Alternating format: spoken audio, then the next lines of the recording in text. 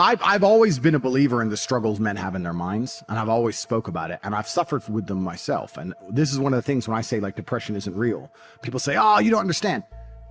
Let me counter that argument by saying I understand very well. Me convincing myself and me deciding that depression isn't real is how I prevent myself from ever feeling depressed. And I've only constructed that mental model because I've been in situations in my life where I felt depressed. I'm not saying depression isn't real because I've never felt depressed. I'm saying depression isn't real because I've been very depressed. That people don't understand where my mindset comes from. I understand struggle and mental health and all these things. And yeah, jail was another chance to certainly touch on them, because in jail, in real life, when you have my kind of resource, you can distract yourself very easily. If you're sitting around and feel a bit mopey, if I'm sitting here and I'm a bit like, I can literally make a phone call and in 45 minutes be in the air on my way to anywhere on the planet with whoever I want to do anything I want. So you can distract yourself. I'm not saying it fixes all mental health, but it distracts you. Whereas in jail, you are stuck alone with your thoughts. And it was certainly a test of my mental resolve. And I would say that I passed. I did well. There was never a day where I broke down. There was never a day where I couldn't handle it. There was never a day where I was, I wasn't polite to the staff. I was very nice to everybody. There was never a day I couldn't hack it. It was certainly a test. And also, Tristan said this. I don't want to take his words, but he's true. You go through life telling everyone you're the baddest motherfucker there is. Sooner or later, someone's going to test you. You walk in the pub and you say, I'm the hardest man there is. Sooner or later, someone's going to fight you. Sooner or later. And life's like that. You want to be the top G and you want to go through life and say, I'm the top G. Then God's going to say, well, we're going to see if you deserve to call yourself the top G or not. We're going to put you in a Romanian jail cell. We're going to leave you there to rot. You're not going to know how long you're in there for. And the biggest mindfuck is I thought I was going to be in there for years. I had no idea. Everyone's telling me years. I thought I was going to be in there for years. So maybe God was just seeing, he was watching me and he was having a look and saying, you want to call yourself top G? Let's see. And I like to think I passed that test. So it is what it is. But yeah, I agree with you. In terms of mental struggles, yeah, they exist for all men. And I also think that's one of the reasons I'm so large. I talk about those things a lot. I talk about those things a lot with men and I help men with them. And I try and say to men overall that life as a man is pretty shit. And you're going to feel shit for a pretty large percentage of the time. But you're only going to ever escape that if you just perform regardless. You have to perform when you feel bad. As a man, you can't say, I will perform when I feel good. It doesn't work that way because our heads are too complicated and life's too complicated. There's too much on our shoulders and we have too much stress and too much pressure. Our heads are fucked. You have to be the kind of person who says, I perform regardless. I didn't miss a single day's training. I didn't miss a please. I didn't miss a thank you. I'm not saying I was happy. I'm saying I did exactly what I was supposed to do. The worst thing about prison, I think, for everybody else, because there was a lot of men in there who were crying, a lot of men who were having mental breakdowns, I think it is the problem I didn't have, which is knowing that if you're a normal man, you go to jail, and they just pick you up and you go to jail. Who pays the rent? Who's feeding your kids? Who's your wife sleeping with? Life gets hard for all the external things you could no longer control, things that were your responsibility. I was lucky I didn't have those problems, and when I spoke to people, most people's issues were things that were happening on the outside, and I felt really good knowing that my life is set up in a way where even if I'm plucked from it, it operates. And I set that up because I thought they were going to kill me. Even to this day, if they shoot me right now, everyone around, everything would be okay. I don't have to exist for my life to function. So that was fantastic about jail. The worst thing about jail, I mean, the cockroaches started off really bad, but after a few days, it's amazing how quickly you get used to cockroaches just in your bed. You're just like, just kick them out the way. That was kind of bad. But not knowing when I'm going to get out, that was bad. Having my name slandered all around the world, that was bad. Not knowing how people are reacting to it. Like my first month in jail, I didn't know if people believed this garbage or not. I had no access to the internet. I didn't see anything. There was a lot about it that was hard. But I have to believe it's going to make me a better person. Why else did I go? What did I go for? To waste 3 months? To stare at a wall for 3 months? Is that why I went to jail? No, I must have gone to jail to become a better person. I must have learned something. I have to self-analyze and find the lessons and pick it out. And I think a lot of people don't do that with all the bad situations in their life. Regardless of whether you went to jail or a woman left you or your business failed, whatever it is, you need to analyze the entire situation and say, okay, what can I learn? There's a big pile of shit here, but there must be a little bit of gold inside.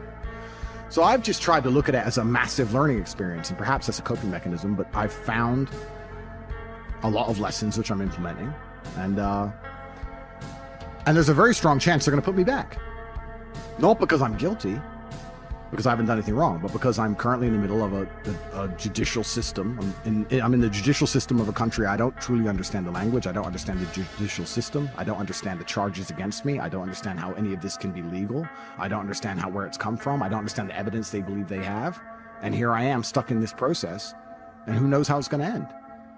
There are moments in your life that you feel overwhelmed by life, by people, by your own circumstances, by struggles. We all get knocked down in every aspect of life. Life has a way of humbling you. Life will make you shut up. Life will mute you.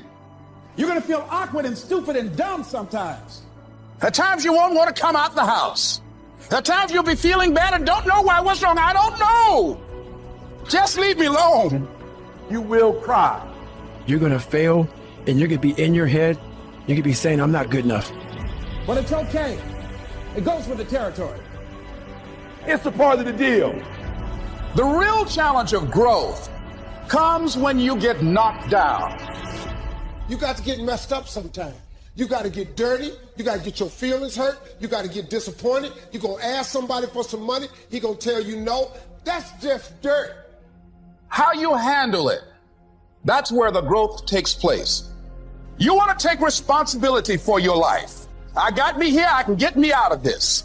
If somebody came and knocked you down, there ain't nothing you can do about it.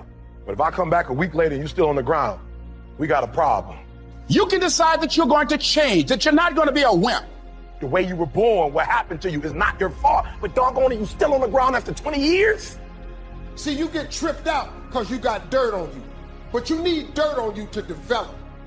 If you get knocked down, there's nothing you can do about it. But getting back up has every single thing to do with you. Don't you give up on your dream. Don't you do it. Don't you do it. Don't you do it. See, you get mad when haters come your way. You get mad because you get a setback. You get mad because they talking about you. That's dirt.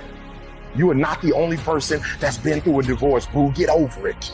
You're not the first one they let go of. You won't be the last one. The question is, what you gonna do about it?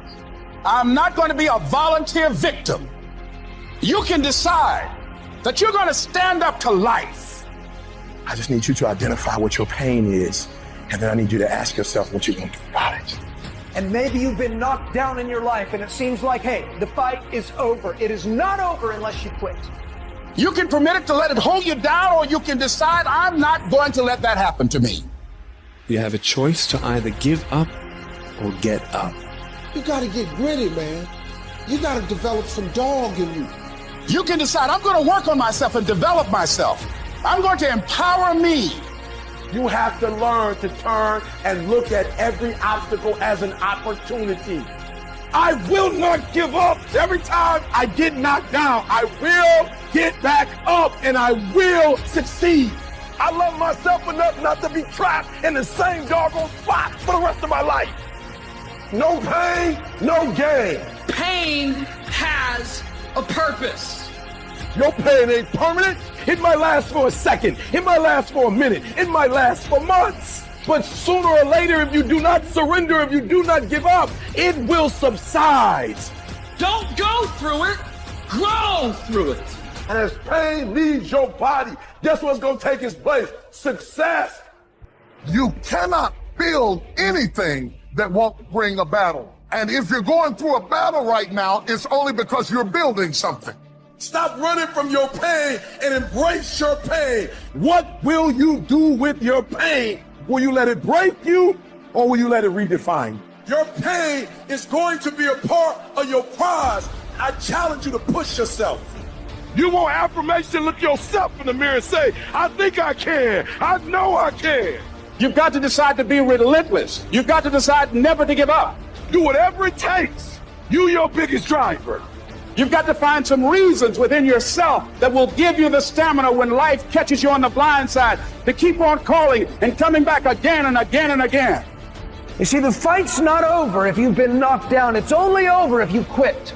Because life is a fight. It's a fight for integrity, your goals, your dreams, your ambitions. So every morning, I've got to wake up and I've got to fight.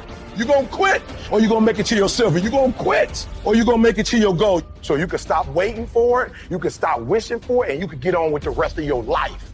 I gotta fight for my dreams. I gotta fight for character. I gotta fight for integrity. When you get to the point where enough is enough, doors start opening, opportunities start happening. But what you cannot do is you cannot quit during the process. All I'm saying is don't quit. I didn't say don't rest. Mentally, you can stay connected. But to win fights, you gotta have stamina. You gotta be ready to fight and bounce back. You better not feel sorry for yourself. You better get up and fight. And some of you are not successful because every single time you run up against a trial, you stop. I need you to match whatever effort the enemy is putting up. Match the doggone efforts. I'm gonna think, I'm gonna execute, and I'm gonna win. And that's how you get to the next level. You cannot give up because it ain't what you see. You cannot give up. It's when you have nothing left. It's when you depleted all your money. When you have nothing left, that's when it's showtime. At the end of rain is your promise. So stop crying about it and use your energy to get through it. When you find a way out of no way, when you find breath that you don't have, when you want this thing as bad as you want to breathe, that's when you find a way. I cannot stop what happens to me, but I can dictate how I respond. I invested too much to quit. So when life happens, I don't just sit there and cry. I brought back. Because all of us, if you live long enough, will go through a period of feeling so overwhelmed. Sooner or later you feel, oh God, just get me out of this. I wish I could tell you it's gonna get easier. I wish I could tell you that, but that's not the truth. The truth is you gotta find something within. Life's gonna whip your butt. Life is gonna bully you. Stop crying, let it hit you, but don't let it punk you. And when you find out what your why is, when you find your why, you find a way to make it happen. And I'm telling you right now, don't give up, don't give in, get through it. I don't care if you're sick, I don't care what you're going through. If you're not dead, he ain't through with you yet. As long as there's breath in your nostrils, you still in the game. You're gonna be here one day, but you'll never get here if you give up. As long as there's breath in your nostrils, you still can win. And finally, guys, you gotta wanna succeed as bad as you wanna breathe. And you will promise me that from this day forward, you will not be defeated. Somebody holler, I'm not dead yet. Don't count me out. I may be sick, I may be crazy, I may be confused, but I'm not dead yet. Some people live in the cemetery of their failures. And I want to say to somebody who's fallen, or everybody hates you, and everybody walked away from you, don't live where they left you. Nudge somebody and tell them I will not die here. Whatever it takes for me to get out, I gotta get out of here. I will not die on drugs. I will not die in depression. I will not die where you met me.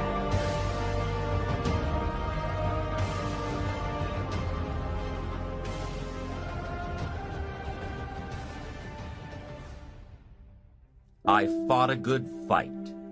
Let that be your reputation. You fought a good fight. You kept out the ideology that wanted to capture your children, threatened every enemy that ever threatened you, fought like a parent protecting children in the home front. Let that be your reputation. You fought a good fight. And whether or not you won, at least let your reputation be that you fought a good fight, fought for your rights, fought for the game. You fought for your integrity. You fought for honesty. You fought for success. You didn't leave any energy unspent. You fought. The major key to have success of any kind, you've got to leave this reputation behind. I've fought a good fight. Wow. I kept the faith. Boy, that's important. Keep faith with your family. Keep faith with your enterprise. The group I belong to, we pledge our faith, our unwavering confidence in each other. Each of us pledge that to all of us. And I wish for you to be in a group that has so much integrity. You want to be involved with people who pledge and keep your confidences. Allstate says you're in good hands. That should be the reputation of all of us. Develop the reputation of good hands so that no matter where you go, you will represent your family well, represent your company well, have integrity, honesty, And at the end of the road, don't you want to be able to say, I fought a good fight, I finished the job, and I kept the faith? Of course you do.